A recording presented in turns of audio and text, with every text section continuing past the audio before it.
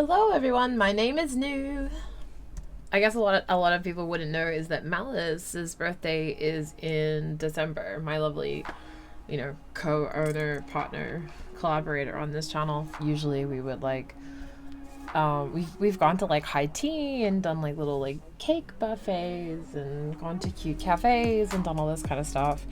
But obviously last year we were kind of trying to keep everything on the down low because of the state of the world. Malice decided pretty last minute that she wanted to have a princess tea party in just our apartment.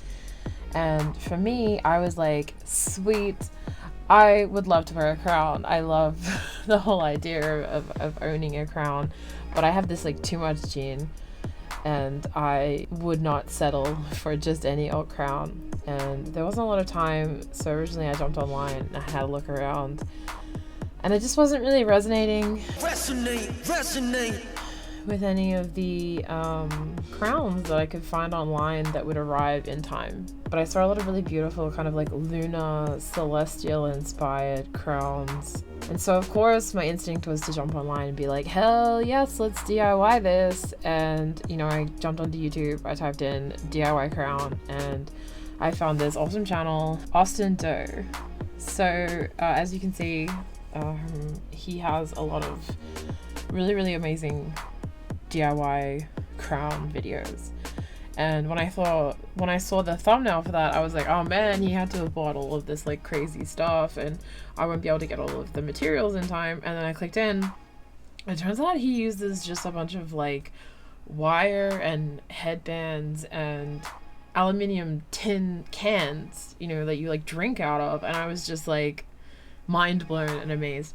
So for this video, I'm not going to go too much into the technical side of things. The majority of what I'm doing in this video, the idea was from this channel, Austin Doe.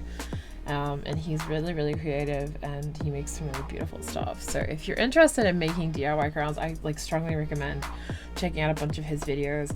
I don't want to try and pretend like I came up with this, but essentially I just took his kind of method and I applied it to my own design.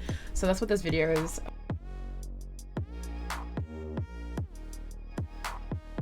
So first thing I did was jump onto an online Illustrator and essentially make a blueprint for what I want my design to be.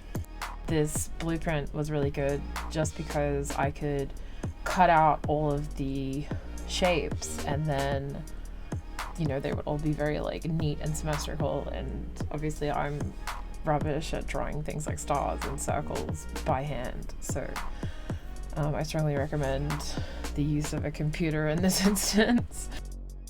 So rather than cutting all the shapes out individually, I just cut them out once and then numbered how many I would need for each shape. So using Mr. Austin Doe's technique, I just took some aluminium cans and very carefully cut them open and gave them a bit of a wipe down and a clean to make sure there wasn't any sticky residue. The key point here is to do this very carefully because you're using a sharp knife and you're creating a lot of sharp edges on your aluminium cans. So do this very slowly. Try and make sure you have a sharp blade and don't get impatient. That's my advice for you.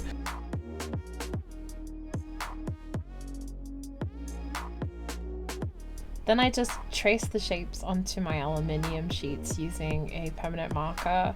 I eventually found it a lot easier just to use scissors rather than a safety knife to cut these bits out, especially considering there's so many points to get around on the stars and the curves on the moons.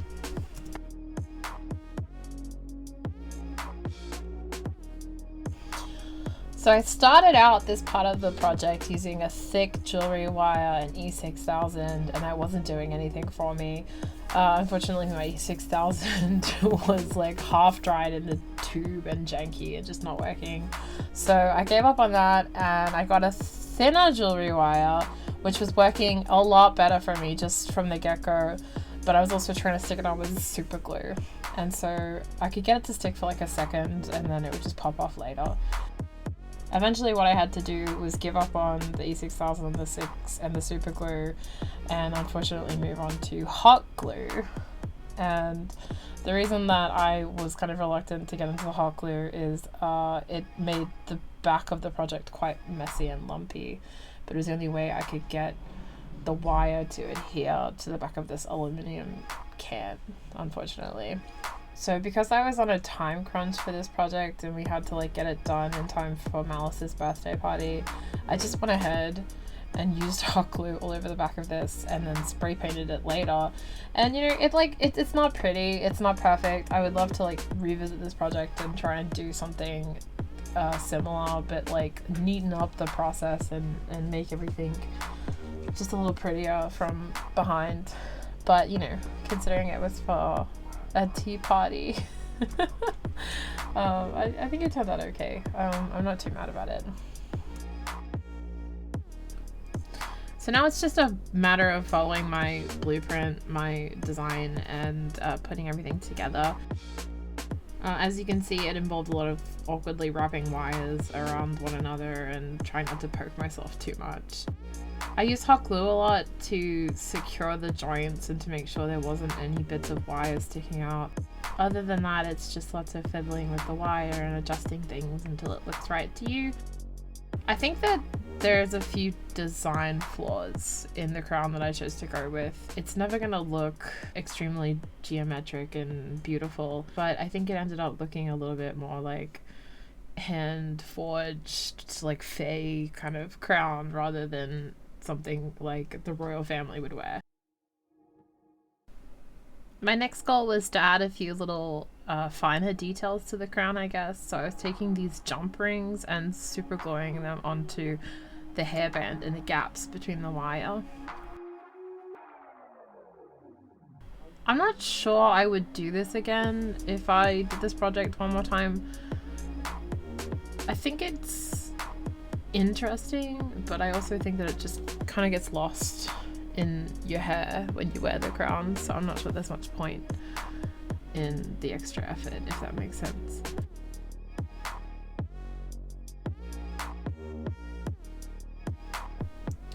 And now to the fun part. I actually added some beads on the top of the wire, and as you can see, they're kind of wrapped around and incorporated into the design just for an extra bit of interest.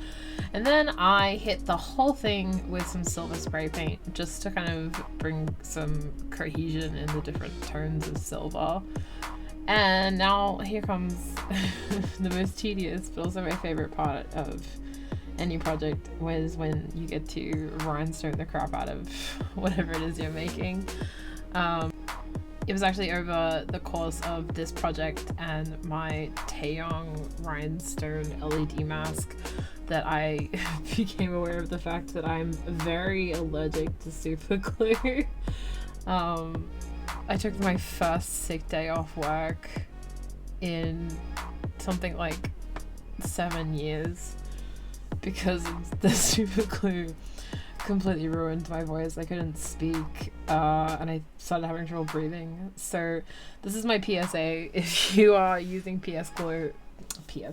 if you're using super glue in a confined space, you know, you're not ventilating and there's a possibility that you have a sensitivity to it, gosh, please don't, you know, ventilate, wear a mask, do whatever you need to do to keep safe, because it's made me far sicker than I ever expected it to.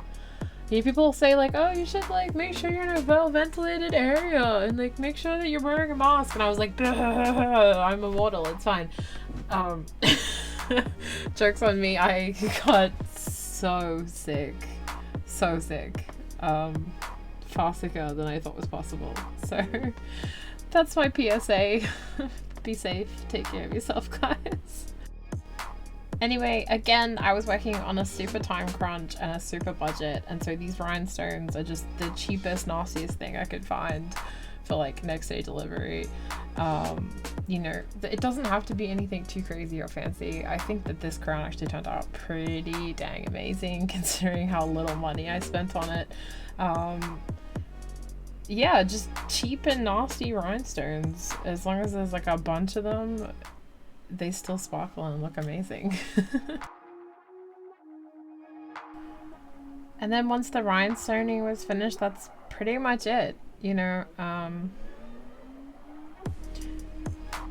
Again, I know I say this in my videos a lot, but I would love to revisit this project because, you know, unfortunately, me being a person who's interested in doing a lot of different types of crafts and like artisanal kind of stuff, you know, I tend to give things a try once and then move on to something else. But you like learn so much the first time you do something, and then, you know, if you come back to it, I think you can improve upon that quite a lot. So I would love to in the future do videos where I revisited old projects and, you know, tried them again just to see what I could do with that extra practice and knowledge under my belt.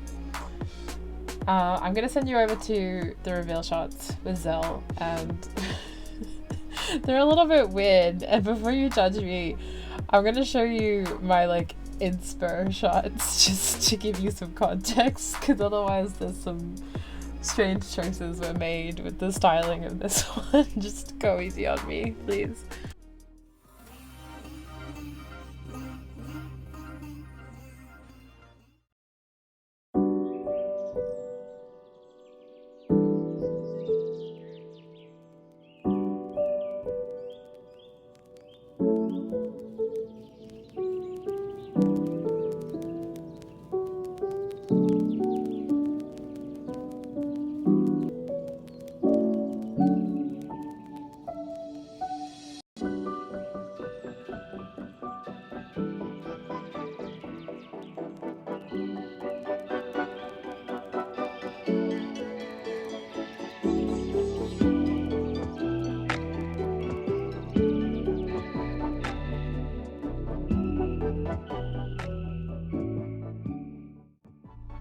So that's a wrap on another video. Thank you so much for watching. If you have any questions or ideas, suggestions, I'd love to hear them in the comments.